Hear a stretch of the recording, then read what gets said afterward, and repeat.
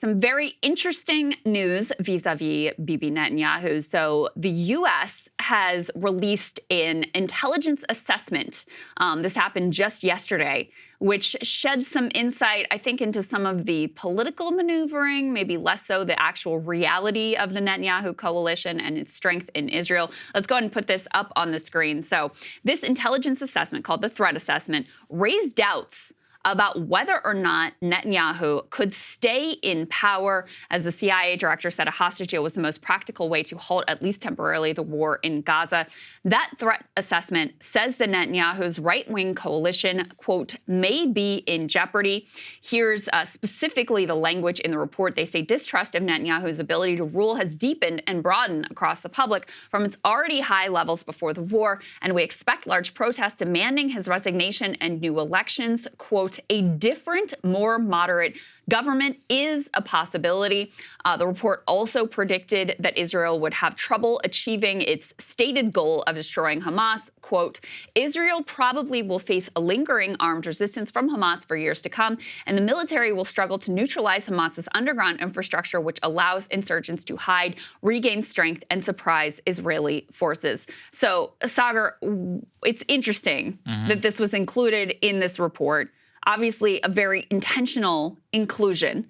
Now, whether or not that right-wing coalition is, in fact, in jeopardy is, it's a real question mark. There's definitely a lot of fissures there that have come out into the public. The public definitely does not support Netanyahu, although a significant amount at least feel like he should stay. They shouldn't have new elections until after the war is concluded, which is why he wants the war to continue basically indefinitely. So there are some real fissures and problems there for him, which we've spoken about before. But what I took more note of is just the fact that this was this sort of like shot across the bow from the Biden administration to express their displeasure with Bibi, and also positions their critique of Israel as just being about this one person versus these sort of broader issues. And it doesn't reflect the fact that, the entire security cabinet, whether they're quote unquote moderate or right wing like Netanyahu, are more or less basically united, as is the public, behind this all-out assault on the Gaza Strip. Yeah, so ODNI, their threat assessment, it is a political document. Like, people should be very clear about that. I read most of it yesterday, just I was interested. I like to see what the CIA and all of them been cooking up in terms of their fakery on Ukraine. That's why I was reading through. But I read through the Israel thing. It actually didn't strike me because I hadn't thought of it in the political way that you are, but it should have been obvious. This is the bipartisan, this is the Democratic emerging consensus. We're like, well, we gotta get rid of Bibi, and now the government has this fake intelligence, maybe, that his coalition and all that have been undermined. And I don't know, Krystal, I mean, look, I think there's no doubt he's tremendously unpopular. At the same time, it's March 12th. Like, it's been a long time since October 7th. He's still there. He's lasted longer than Liz Truss, and she did not nearly as bad as Bibi, right? So if the political will was there, I feel like something would happen. I'm not as confident that Netanyahu is as weak, as people may think, especially if there's ongoing hostilities. Obviously, why it's his direct interest to continue to do so. But it is noteworthy for the political point that you mentioned. I see it as part of the rest of the PR campaign that we've been tracking. We're really concerned about civilians. We're going to do, humanitarian aid drop that, killed 5 people and barely contains any aid. We're going to build over multi-months with 1,000+ U.S. soldiers this temporary port when we could just pressure Israel to actually let in the trucks that are amassed at the border right now, and, by the way, pressure them to stop the bombing. But we don't want to actually change our policy. We just want to change the way the Democratic base feels about that policy. So, putting out this is like the next iteration of all those leaks early on about how Biden was having really tough conversations with Netanyahu. This is like the next iteration of that. It comes after Kamala Harris said the word ceasefire, immediately saying temporary ceasefire, so not the lasting ceasefire that, the majority of the American public wants to see, but co-opting that language. It comes after, very significantly, actually, inviting Benny Gantz, a rival of Netanyahu's and also a member of the security cabinet, to come visit with the vice president and also with Jake Sullivan over the objections of Netanyahu. So again, I think they're trying to posture for the American public and especially for the Democratic base that they get it. They care about Palestinians. They don't like this bad guy, this bad apple Netanyahu, even though the problems go far beyond him. So that's the sort of vein that I'm seeing this in, as part and parcel with the rest of the PR push to change the imaging and branding of the U.S. complicity in the genocide without actually changing the U.S. policy of being complicit in the genocide. At the same time, Bibi Netanyahu himself, notably, gave a big interview over to at Fox News, Fox and Friends, where he made some interesting comments, including some that are very disconnected from reality about how Americans feel about Israel's assault on Gaza at this point. Let's take a listen. I'm telling you that we have to take care of Israel's security in our future, and that requires eliminating the terrorist army. That's a prerequisite for victory. That victory is important not only for us, it's important for the civilized world as we're fighting these barbarians. And let me tell you something.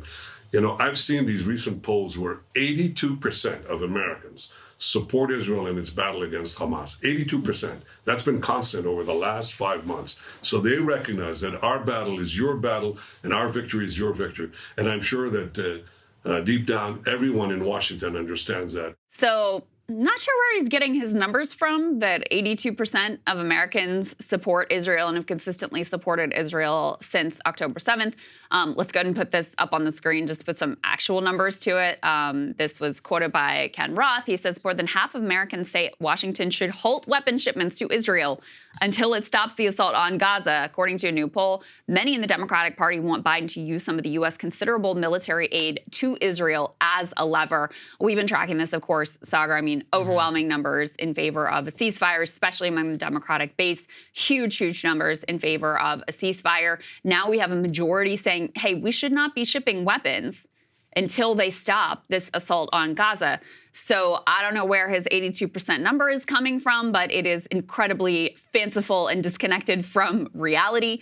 In addition, you know, he continues to use this framing like, oh, our war is your war, and, you know, pulling us into this. Listen, in a sense, he's right because of the way that we've supported it. But, you know, the idea that this has some broader global stakes outside of the conflict between Israel and Gaza, I mean, that's the other piece that has always been objectionable to me. Well, that is certainly what he would like, because he wants to pawn everything off after the day of the war ends onto us truly, and for us to pay for it, as we are already doing with this new Gaza pier and thousands of American soldiers that will be involved. His dream is for us to occupy Gaza and for them to just, you know, disappear, I guess, scot-free. Meanwhile, there's also no Palestinian state. Interesting, you know, how they get everything that they want. He really struck this also later on in the interview, Krystal, where he frames it not even in terms of a U.S. war, but how this is good for Islam, this is good for Muslims in the region, this is good for Gazans. This is very Iraq war-esque, like trying to make a coalition of the willing and a liberation of the country itself. Let's take a listen. The future of the Middle East, the future of many Muslims, the future of Gazans is dependent on our victory, and we don't intend to give up. We're going to achieve this victory, I hope, with the solid support of the American government as we've had up to now, and I hope it continues. Yeah, so there you go. It's a war for Gazans. It's a war of liberation. There's so many rings to Iraq, you know, throughout all of this, from the response to not understanding how the international community is responding, to the lack of day after, you know, plan, or even if they do have a plan, you know, whether they're going to execute it or not. So I don't know. I mean, rhetoric like this, it's clearly built for somebody. To be clear, it's obvious why he's going on Fox News. I wish just for once he would do an interview in his own country with his own media, because they would actually press him. You know, even though Israeli society is by and large behind the war, they're much more, you know, they're much more willing to ask real questions. Ask a hostage question or something. These people ask him nothing. He's just like sounding off on Fox News. It's ridiculous. It's also, I mean, it contributes to the increasingly partisan valence of how Americans feel about the state of Israel. And I mean, Netanyahu has long been a part of affiliating the cause of Israel and Zionism directly with the Republican Party. This goes back to Obama when he was very opposed. Netanyahu was very opposed to the Iranian nuclear deal. He comes over the objections of Obama, speaks to Congress, and it's from there that you see this trend developing. And now, you know, you see very clearly the overwhelming majority of the Democratic base wildly disagrees with Biden's unconditional support of Israel policy. Quite a lot of independents do, and not insignificant number of the Republican base does. But Republican elected politicians are almost completely lockstep, with basically the exception of like Thomas Massey in support of effectively the Biden policy, even though they posture as like, oh, we want to go even further. Like there's much further that you could really go. But there was another moment in this interview that was quite noteworthy. Not because it's new, but because it's somewhat new for Americans to be grappling with the fact that the Israelis, especially led by Bibi Netanyahu, have no interest in a Palestinian state, which, remember, has been the official stated goal and policy of the United States of America for literally decades now. And, here he is saying, listen, no one wants a Palestinian state, me least of all. Let's take a listen to that. 99 to 9 Knesset members, that's over 90%, supported my policy of opposing a Palestinian state being rammed down Israel's throat. That's the vote we had the other day. So when people say, well, we have to have this talk with Netanyahu because he's holding back the prospect of this wondrous peace with the Palestinian state, you don't have an issue with me. You have an issue with the entire people of Israel. They're really united as never before in uniting to destroy Hamas and ensure that we don't have another Palestinian terrorist state like the one we had in Gaza that could threaten the state of Israel. That's something that the people of Israel are united behind. And from what I can see, most Americans support that as well. So he's saying, listen, in Israel, we're united. We don't want a Palestinian state. Now, he wildly overstates the case because, when you actually poll Israelis, there is still some support among the Israeli public for an eventual Palestinian state. You can put this up on the screen. This was the latest poll I could find. The question also is quite specific to the moment, so I thought that was good too. Pollsters asked, do you support or oppose the notion that as part of a deal to end the war, which will include long-term military quiet, guarantees from the U.S., and a peace agreement with Arab states such as Saudi Arabia, Israel should agree to the establishment of a Palestinian state? 51% said no, but you do have 36% who say yes. So it's not like it's 100% uniform. But Bibi is making it as clear as day and has said repeatedly, many, many times now to the U.S. public directly, I do not want a Palestinian state. I will stand in opposition to a Palestinian state. It has been my lifelong goal to block a Palestinian state. And so that part of the particular U.S. fantasy about the Israeli government position and the idea that, the problem in terms of thwarting a peace deal is solely on the Palestinian side, that particular fantasy, he is insisting on getting rid of, wiping clean, shooting down. And it's pathetic and humiliating for the Biden administration that they can't really acknowledge or grapple with that, and that he feels perfectly comfortable to go on American television and put that in their face that, like, yeah, I know that's your goal, but I don't care. I am completely opposed to it, always have been, and always will be. Yeah, that's the issue, is that it's like a fantasy version of Israel that lives in their head, not the real one that most people are grappling with. That's also why some of the public polling such diverges with a lot of the rhetoric that we see out of the administration. But eventually they will have to grapple with reality. The war will come to the end one day, and then what? What exactly are we going to do? We'll see. Yep, indeed. Right. Hey guys, if you like that video, go to breakingpoints.com, become a premium subscriber, and help us build the best independent media organization on the planet. That's right. We're subscriber funded. We're building something new. We want to replace these failing mainstream media organizations. So again, to subscribe, it's breakingpoints.com.